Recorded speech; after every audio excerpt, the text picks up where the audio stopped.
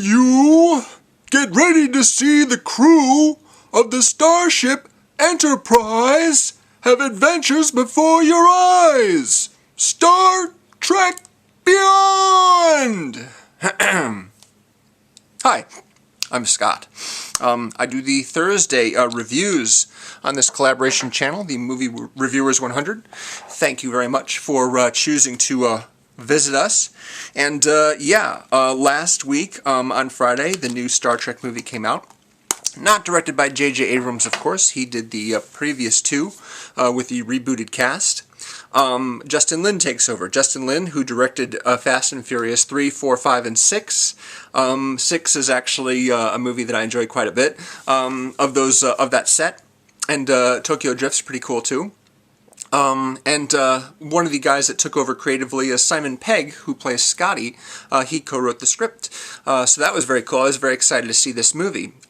So the plot basically involves the crew on the Enterprise on their 5-year mission, which is what was covered by the original series starring William Shatner and Leonard Nimoy on that whole cast.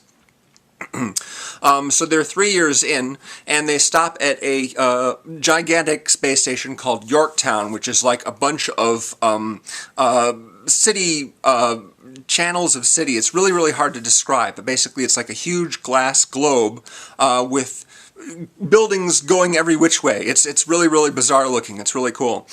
They stop there basically for a quick break, basically, but then there's a distress call from another ship that's in trouble. So the crew gets together, takes off after it, but then they fall under attack by the villain of the movie, Karl, who's played by Idris Elba. And the Enterprise is so badly damaged that it actually is broken up into sections, and so they have to basically land on this planet using escape pods and try to figure out a way to get off the planet and to stop this guy Karl from his evil plan.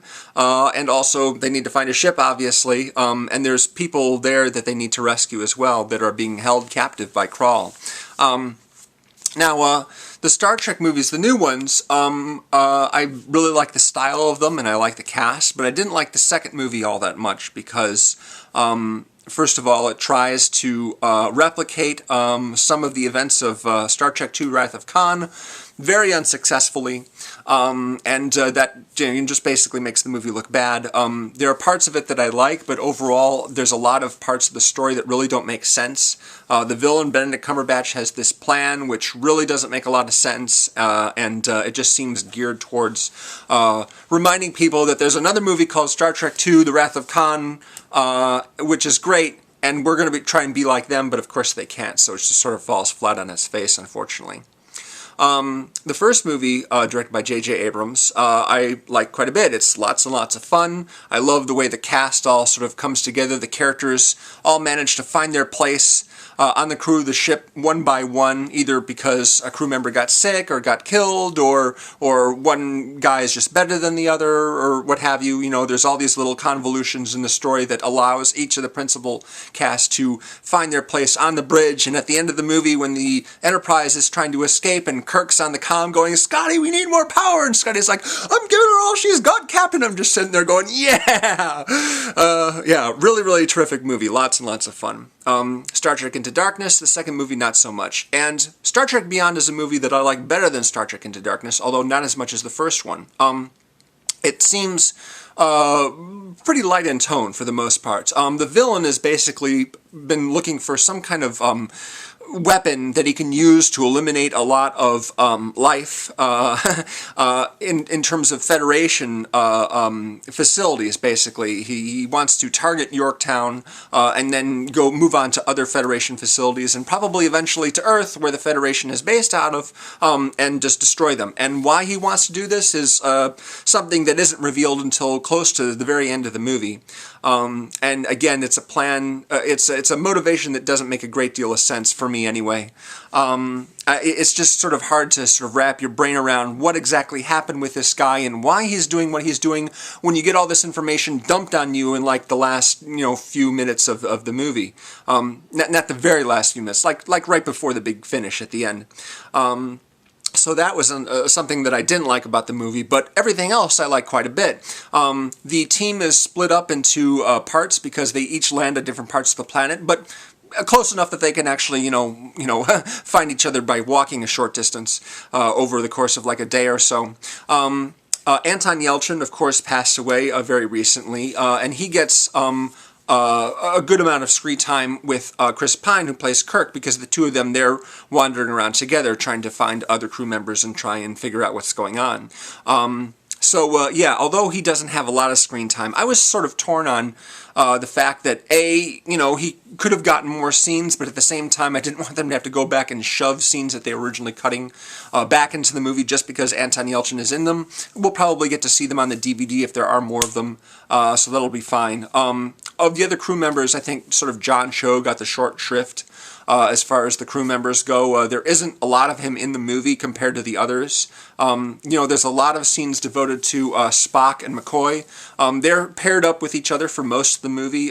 They crash land together, and Spock's injured, and so McCoy's tending him, and they're sort of, trying to escape danger and trying to get back with the other crew together.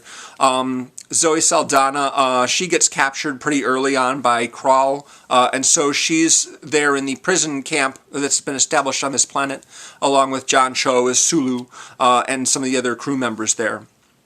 So basically they're sort of split into three parts. Four, actually, if you count Scotty, who manages on his own to find a survivor of another wreck, who's an alien played by Sofia Boutella from Kingsman: The Secret Service. She's the one who has white skin with like black stripes on her face, and she does martial arts and everything. Probably seen a lot of clips from her in the trailers. So yeah, the whole business of them just sort of like in their separate places, trying to find each other, trying to come together, figure out a way to get off the ship, trying to figure out a way to stop Karl, and basically it's just, a big adventure. It's a big adventure in this new planet that they've never been before. And it's fun. It's a lot of fun. The stakes don't seem quite as high as they did in the other two movies. In the first movie, you had a couple planets get destroyed, and then Earth came under attack. And then in the second one, you had Benedict Cumberbatch threatening the whole crew of the Enterprise. And this one, the stakes are actually technically higher because Karl is threatening more people, but the whole movie is basically a lot lighter in tone than Star Trek Into Darkness. So it's more fun. There's more joking around.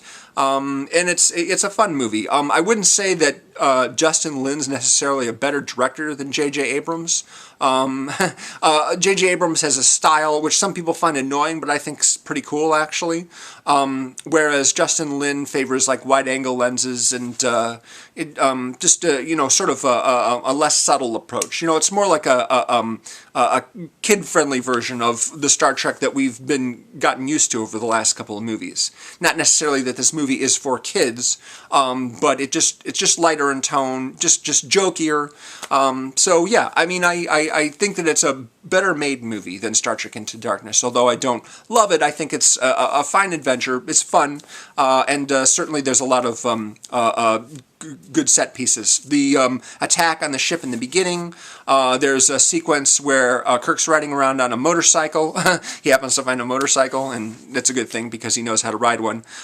In the whole sort of prison break sequence, that's probably the best scene in the movie. And there's another scene set on the Yorktown space station that's also pretty exciting. Just the design of that thing is really cool.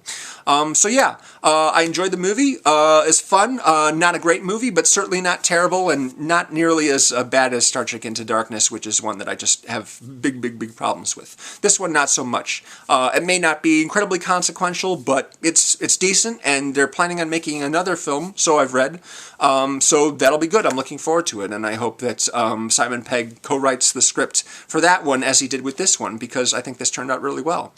So there's my review, Star Trek Beyond. Hope you enjoyed it, and if you haven't, please subscribe to our channel and visit our Facebook page if you'd like to make suggestions for movies to review or certain actors or actresses to focus on, genres, what have you.